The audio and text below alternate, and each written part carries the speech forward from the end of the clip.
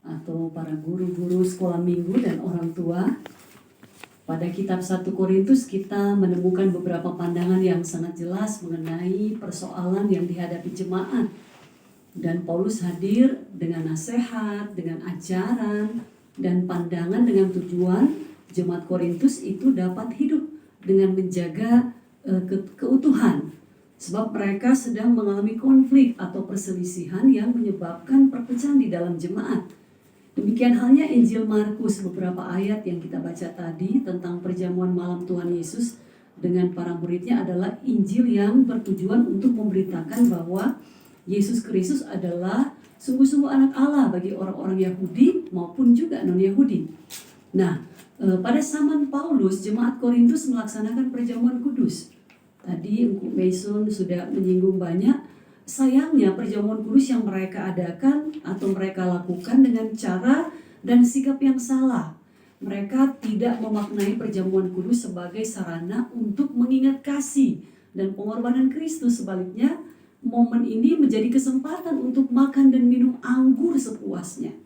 Mereka justru melampiaskan hasrat kedagingan dalam sebuah upacara sakramen yang kudus. Karena itu Paulus menegur praktek seperti itu. Pasalnya persekutuan model seperti itu tidak membangun. Kalau kita membaca tadi di ayat 1 sampai 22. Karena itu Paulus kembali ingatkan mereka akan cara dan esensi dari perjamuan kudus. Ayat 23 sampai 29.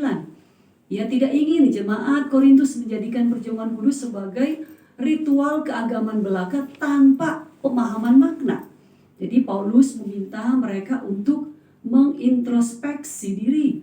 Jemaat dituntut sebagai jemaat yang harus sungguh-sungguh menyadari arti tubuh Kristus yang terpecah dan darahnya yang tercurah.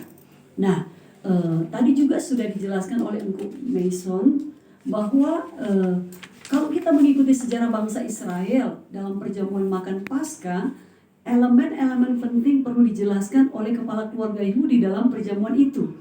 Roti tidak beragi, ada darah anak domba yang disembelih. Roti beragi mengingatkan orang Israel akan ketetapan yang diberikan Tuhan, di mana mereka harus makan roti tidak beragi selama 7 hari lamanya. Kita bisa melihat dalam Keluaran 12 ayat 15 dan ayat 17 sampai 20 dari Keluaran pasal 12. Kemudian penyembelihan anak domba yang tak bercacat mengingatkan pada peristiwa tulah ke-10 di kitab Keluaran tadi sudah dijelaskan. Dengan darah anak domba yang dibubuhkan di pintu-pintu rumah Israel, maka orang-orang anak-anak sulung laki-laki mereka diampuni dan diselamatkan dari kengerian murka Allah dalam tulah ke-10. Itulah sebabnya darah itu disebut dengan darah perjanjian. Nah, pada bacaan kita tadi Yesus bukan hanya menjelaskan makna dari tubuh dan darah anak domba yang disembelih, tetapi juga Yesus menunjuk kepada dirinya. Roti tidak beragi menjadi lambang tubuh Kristus yang dikorbankan bagi manusia. Anggur dalam cawan yang ia berikan kepada murid-muridnya melambangkan darah Kristus yang tercurah demi keselamatan umat manusia. Tadi Yesus berkata, tubuhku dan darahku. Itu juga mempertegas kematian seperti apa yang akan Yesus alami, yaitu kematian dalam penderitaan pengorbanan. Nah, sebagaimana anak domba di Keluaran disembelih sehingga umat Israel di Mesir diselamatkan dari kematian anak sulung mereka, demikian pula anak domba Allah disalib sehingga manusia berdosa diselamatkan dari kematian kekal. Jadi ucapan Yesus dalam perjamuan Paskah tersebut menjadi acuan prosesi perjamuan kudus yang kita adakan di gereja. Tujuannya untuk mengingatkan kita akan pengorbanan tubuh dan darah Yesus yang ia curahkan demi menebus dosa kita. Jadi tubuh dan darah Kristus telah ia korbankan bagi kita. Karena itu pertanyaan penting selama mengikuti perjamuan, apakah kita orang-orang percaya sudah sungguh-sungguh mengerti makna pengorbanan Kristus? Kalau tidak, maka perjamuan kudus hanya menjadi sebuah ritual keagamaan belaka. Sakramen ini telah kehilangan maknanya.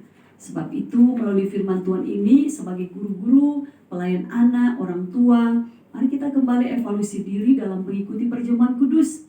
Kiranya setiap momen perjamuan kudus selalu mengingatkan kita akan karya keselamatan Yesus. Jadi momen ini bisa menebalkan komitmen kita untuk memberitakan kabar sukacita ke seluruh dunia Di dalamnya ada anak-anak yang kita layani.